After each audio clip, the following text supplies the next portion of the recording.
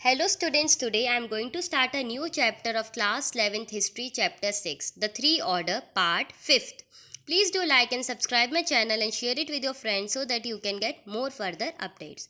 We are in page number 143 of your NCERT textbook New Agriculture Technology. तो कैसे एक नया कृषि प्रयोग आया यहाँ पर, इसके बारे में हम पढ़ेंगे कि 11वीं सदी में ये कैसे स्टार्ट हुआ। तो इसका मूल्य रूप से हम देखते हैं कि लकड़ी से बनने वाले हल का स्थान पर लोहे की भारी नौका वाले हल आ गए थे यहाँ पर, जिसको हम मोल्ड बोर्ड्स कहते हैं, का उपयोग यहाँ करने लगे थे। तो हल अधिक गहरा खोदा जा सकता था और जो इसकी मोल्डिंग थी उससे बहुत पतला बारीक आगे से इसमें एक वो रहता था शार्प ब्लेड, तो उससे ये अच्छे से एग्रीकल्चर पेड़ पौधों के लिए बहुत अच्छा था काटने के लिए। एनिमल्स हैं तो को हल में जोतने के तरीके सुधार हुए। नेक हार्नेस का स्थान पर एक तरीके से दूसरा कंधे पर बांधा जाने लगा, गले की जगह कंधे पर, तो उससे दर्द नहीं होता था, पशुओं को ज़्यादा अधिक शक्ति मिलने लगी। फिर हम देखते हैं कि घोड़े के घोड़े पर अब लोहे की नाल लगाई जाने लगी, तो उससे वह भी सुरक्षित हो गए घोड़े। तो कृषि के लिए वायु और जल शक्ति का उपयोग बहुमूल्य था। यूरोप में अन्य को पसीने और अंगूरों को निचोड़ने के लिए अधिक जल शक्ति का वायु शक्ति के चलने वाले कारखाने स्थापित हो गए थे। तो भूमि के उपयोग के तरीकों में भी यहाँ पर हम देख सकते हैं कि बदलाव आ रहा था। सबसे क्रांतिकारी था खेतों वाली व्यवस्था कि 3 खेतों वाली व्यवस्था का परिवर्तन। तो इस अवस्था में हम ये देख सकते हैं कि कृषि 3 वर्षों में से 2 वर्ष अपने खेत को उपयोग कर सकता था और बाकी अपनी फसल को श्वेत ऋतु में 1.5 वर्ष तक या दूसरी बसंत तक बो सकता था। तो एकदम से ये नहीं था कि एक्सप्लॉयटेशन हो रहा हो और लैंड को बार बार ओवर यूटिलाइज करा जा रहा हो। तो बारिश का भी मनुष्य उपयोग करते थे। मटर, सेम, मैसूर तथा घोड़ों के लिए बाजरा भी बो सकते थे ये लोग।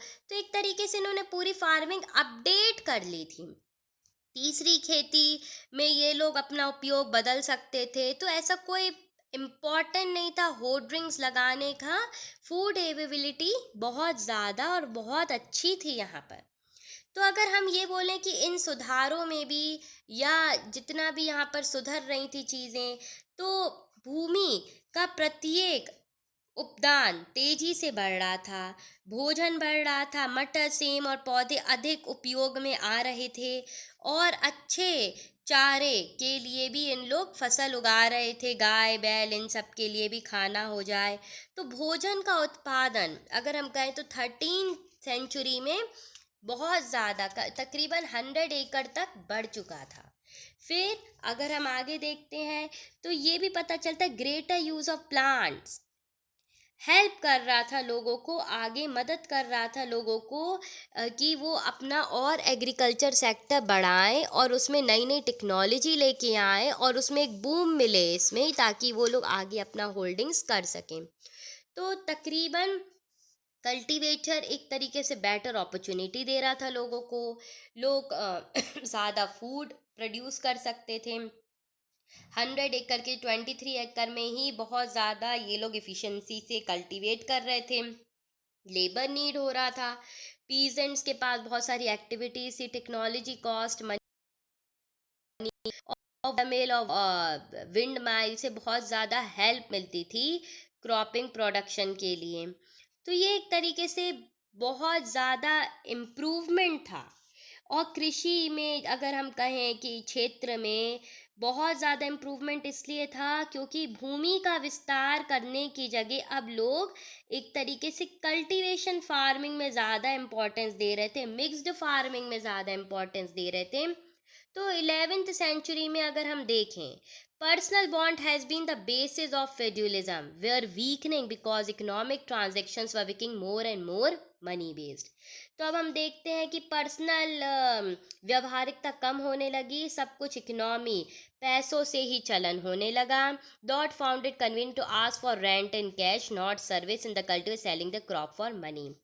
तो हम देख सकते हैं सुविधाएं बदलने लगी, फसल व्यापारी मुद्रा में आ गई, बेचना शुरू कर दिया उन्होंने चीज़ें, और वस्तुओं को शहर में बेच देते थे ले जाके।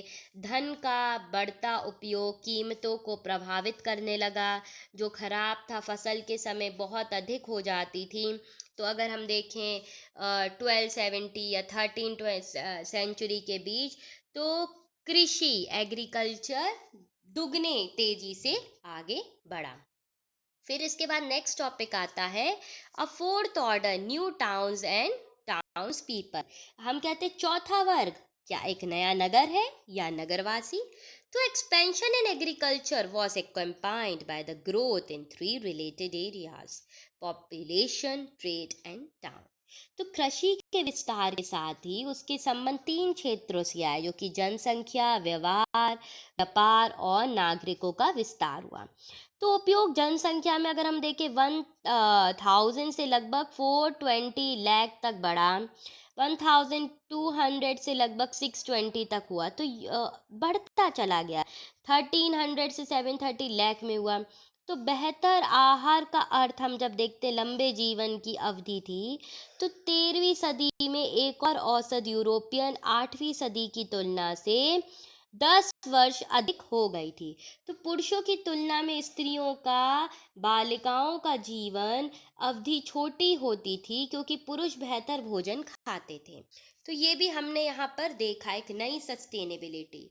तो जब हम देखते हैं कि रोमन साम्राज्य में जब खत्म हुआ, तो नगर उजाड़ और तबाह हो गए थे, परंतु 11वीं सदी में जब कृषि का विस्तार हुआ, तब अधिक जनसंख्या से भरे सक्षम हुए लोग। तो जो नगर फिर से बढ़ने लगे। तो जिन कृषियों के पास अपनी आवश्यकताओं से अधिक खनन होता था, उन्हें एक ऐसे हुई थी जहाँ वे अपना एक बेकरी केंद्र स्थापित कर सकें, और जहाँ वे अपने उपकरण और कपड़े खरीद सकें। इस जरूरत के मायदे मिल को बढ़ावा देने लगे, और छोटे छोटे जो केंद्र जो विकसित नहीं हो पा रहे थे, तो धीरे धीरे नगर के लक्षण के कारण ये शॉप्स विकसित होने लगी। तो हम देखते हैं कि नए फीचर आ गए, टाउन स्क्वायर आ गया, church, road, merchant shops, home, offices, castle, bishops, ये सारे हम आ गए कि नगर चौक या सड़कों पर व्यापार करना, घर में दुकानों का निर्माण होना, नगरों का विकास होना। तो ये सारी चीज़ों ने हेल्प करा लाइफ को और मोर सस्टेनेबल लाने के लिए।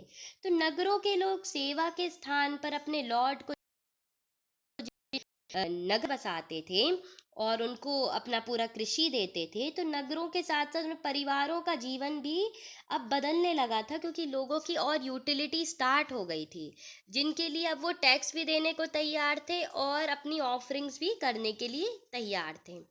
तो ये जो लैंड है, ये है फ्रेंच कैथरल टाउन है, 7th।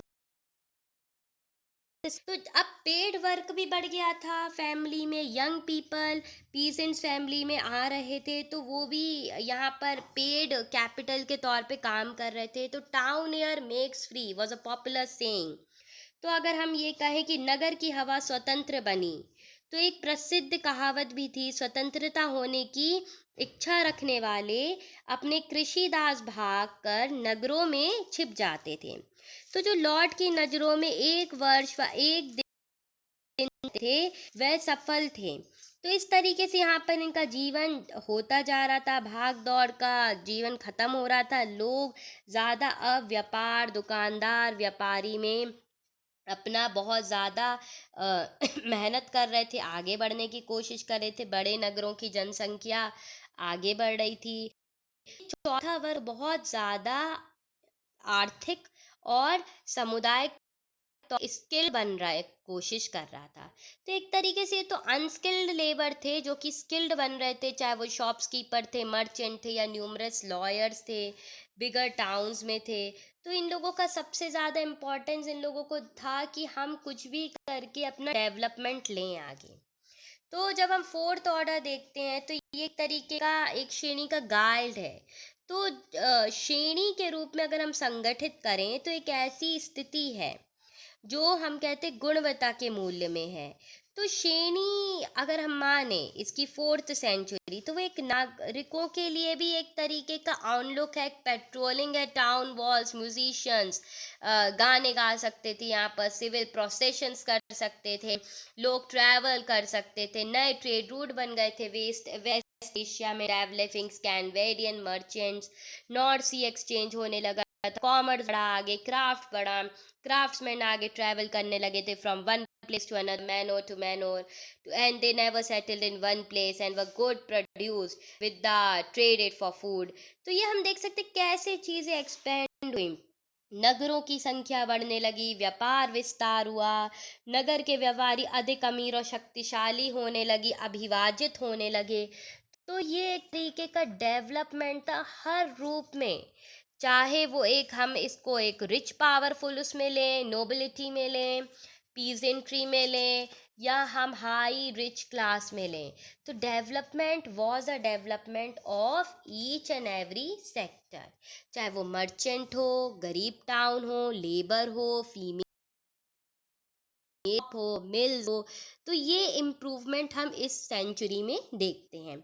इसके आगे नेक्स्ट टॉपिक आएगा कैथरल टाउन, तो वो मैं अपने नेक्स्ट पार्ट में आपको एक्सप्लेन करती हूँ। Thank you.